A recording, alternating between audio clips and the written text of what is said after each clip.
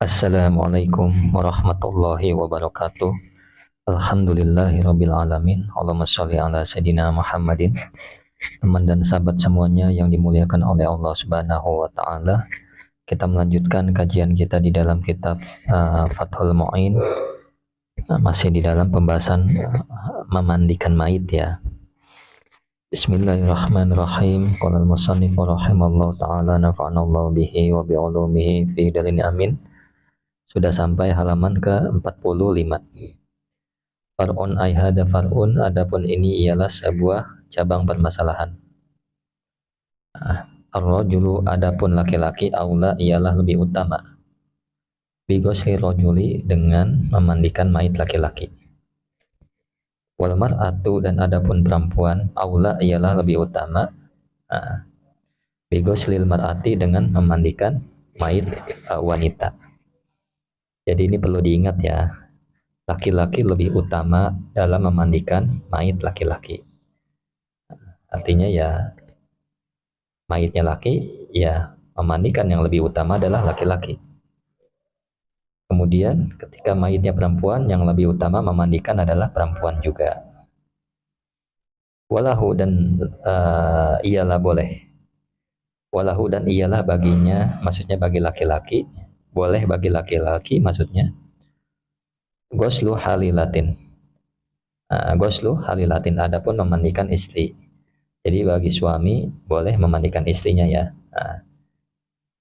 Jadi istrinya meninggal dimandiin oleh suaminya boleh. Walizaujatin, dan ialah bagi istri atau boleh bagi istri. La amatin, bukan budak, tidak bagi budak maksudnya.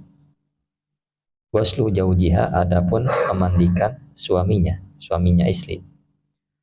Walau nakahat, meskipun telah menikah siapa jaujah, wairahu, kepada selainnya laki-laki, bila masin, dengan tanpa menyentuh.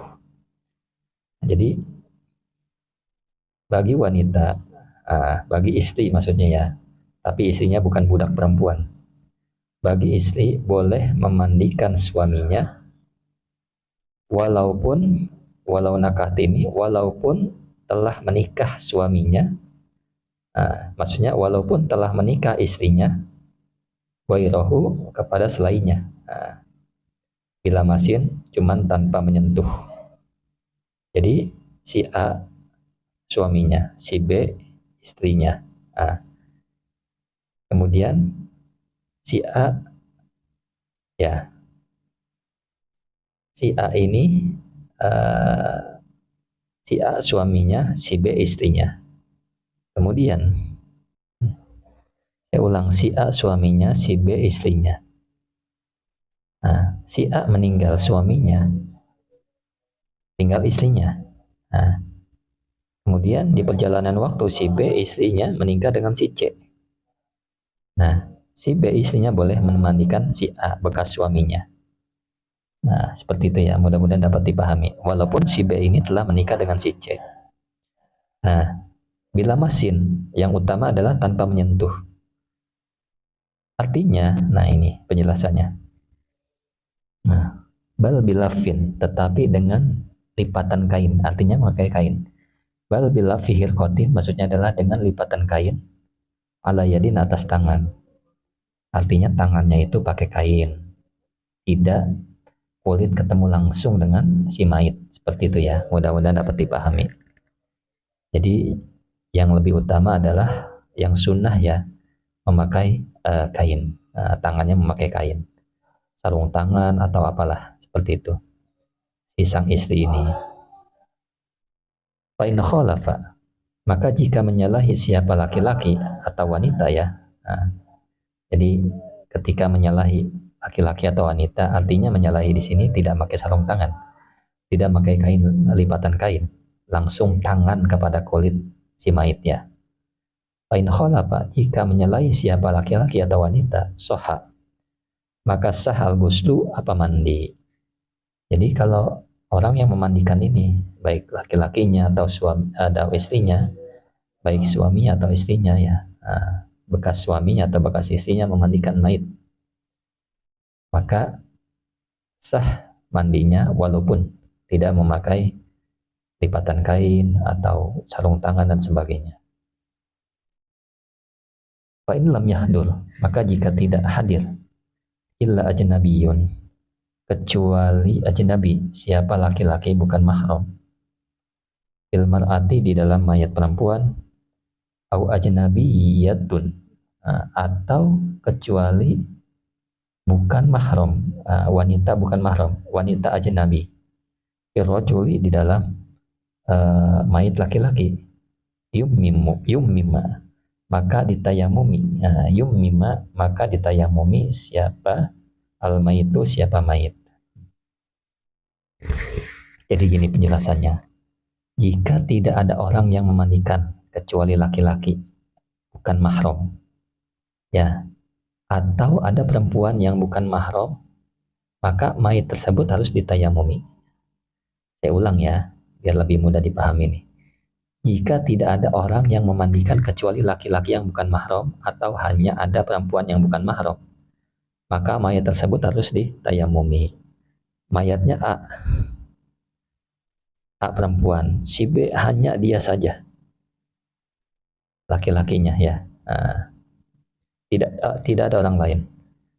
Nah, si B ini bukan mahram, maka ditayamumi seperti itu.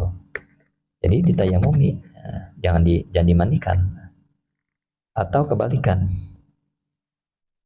si B meninggal, kemudian si B ini seorang wanita, ada yang bernama C laki-laki, hanya dia saja, dan ini pun bukan mahram, maka ditayamumi. Begitu sebaliknya ya, sebaliknya. Allahumma sholli ala sayyidina Muhammad wa ala ali sayyidina Muhammad. Naam, iya benar. Lahuma ialah boleh bagi keduanya bosluman.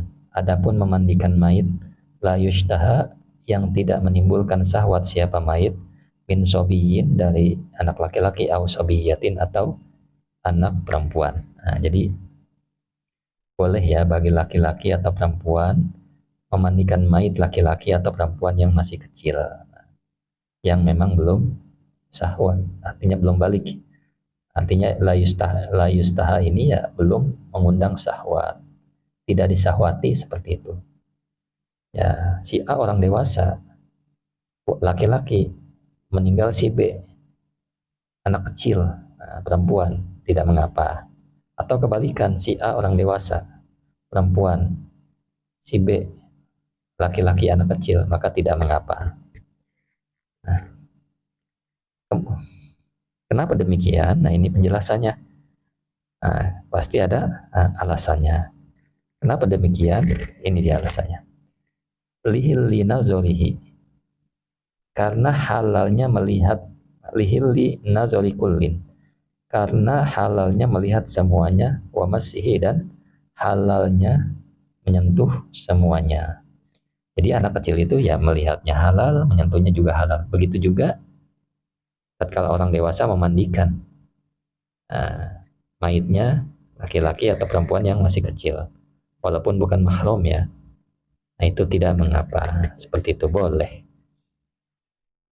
Kemudian wa aula rijali, adapun paling utamanya laki-laki bihi dengan memandikan, aulahum ialah paling utamanya mereka bisolati dengan solat, kama sebagaimana keterangan ya'ti yang datang apa ma.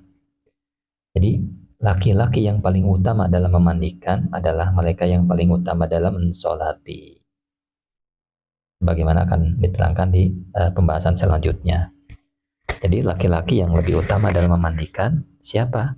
Ya misalkan ketika sholat saja, sholat anaknya meninggal, maka yang lebih utama adalah bapaknya dulu. Bapaknya terus engkongnya, ketika nggak ada semuanya baru anaknya.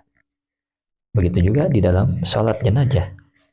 Ketika orang mau disolatkan, seseorang meninggal, dia punya bapak, ya bapaknya dulu lebih utama.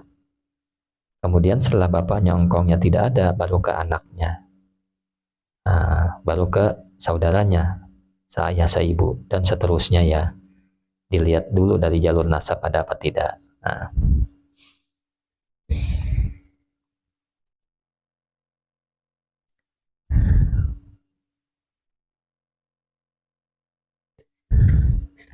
Syukran ala ihtimamikum. Assalamualaikum warahmatullahi wabarakatuh.